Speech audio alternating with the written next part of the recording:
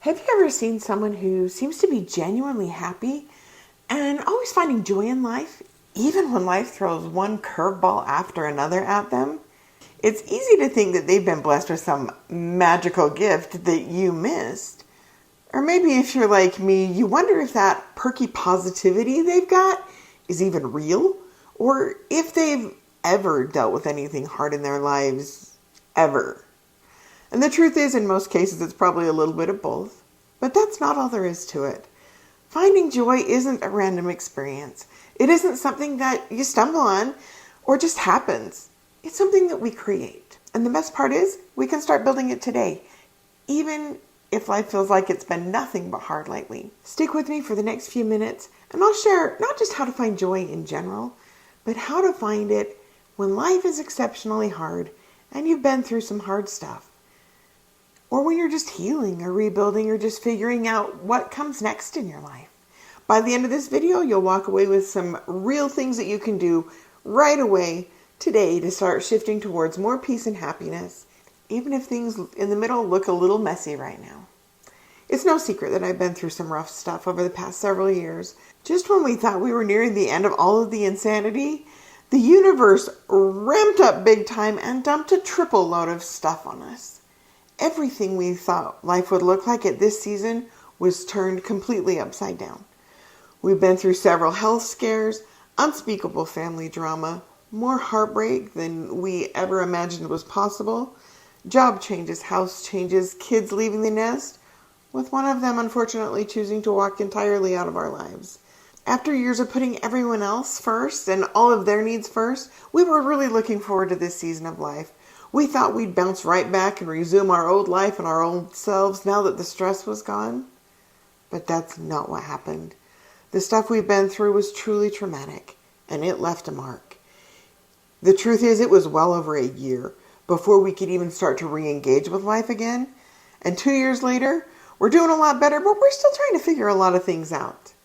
Can you relate? If so, leave a comment and let me know. I'm going to share some things that I did along the way that kept me from completely drowning in chaos and darkness, and are still helping me bring joy into my life in this new season of healing. I know I'm not alone in what I've been through. There are a lot of women out there who hit this middle stage of life a little worse for the wear.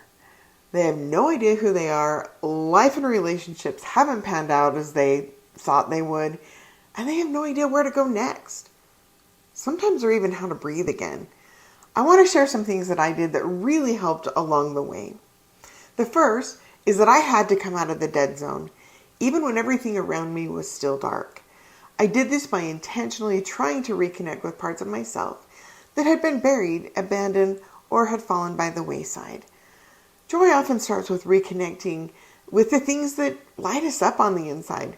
I'd been a photographer for many years and loved taking pictures of beautiful places, things, and people too. I knew I could never go back to those things the way that they were, but I still love it, and there's still a little spark that's ignited in my soul every time that shutter clicks. As often as I could, and I still do it now, I intentionally put myself in places where I can take pictures of beautiful and interesting things. I no longer have any of the fancy equipment that I used to. I just use my phone now, and it's enough. Interestingly enough, it's often the places that I go to, not just the pictures, that soothe my soul. It might be something different for you. Maybe you're into baking or painting, or maybe you just like sitting in silence with a nice cup of tea.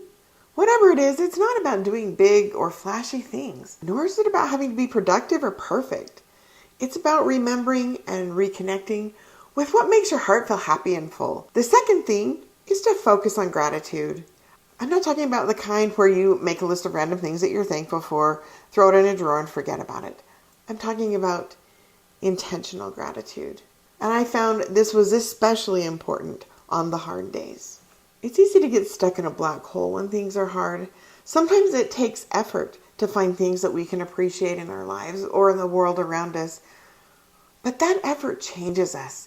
It forces us to look into the dark and see something different. I have a friend that is really good at this. She was going through similar hard things that I was, and she started a movement of posting our gratitude lists online, not just in November, but always.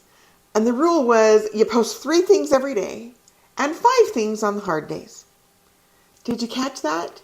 We post more things on the days when it's hard, not less. Lots of times, my list had 6, just for good measure, because that's how hard things really were. The cool thing is that gratitude is contagious. It wasn't long before many friends joined in this, and all of our feeds were full of gratitude lists at some of the darkest points in all of our lives.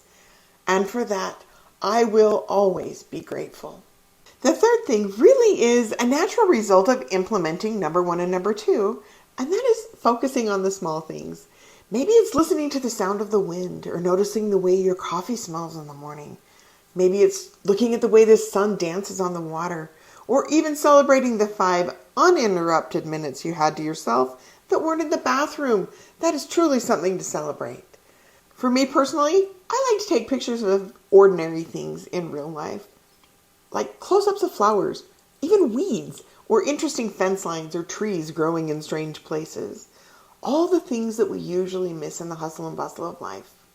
I made it a quest to try and see things from a different perspective by crouching down to take a picture of an ordinary weed with tiny yellow flowers with a blue lake in the background, or the dry corn tassels against a brilliant sky, forced me to look at things differently and to see things differently. Not surprisingly, the little things I took pictures of often ended up on my daily gratitude list. And of course, I also made for some cool pictures that made my heart happy. But that's not all. It also helped me to see the hard things in my life differently and be able to flip the script on them. I think we tend to overcomplicate joy. I'm assuming if you're still watching, you're looking for some concrete ways to bring some more joy into your own life. I have a super simple little exercise for you to start that journey. Simply take out a piece of paper or open the Notes app on your phone, and then write down 3 things. 1 small thing that you're grateful for right now. 1 tiny action you can take to bring yourself joy today, and 1 thing you'd love to do for you in this next chapter of your life. After that's done, drop a comment below and share those things with me. I'd love to hear about it. And if you're ready to take the next step towards reconnecting with yourself and creating that life that you love, grab a copy of my free workbook linked below that will help you reconnect with yourself and remember all the things that make you happy. Because joy starts with small steps. And today is the perfect day to take the first one. You've got this, and I'm here cheering you on every step of the way. I'll see you next time. Bye.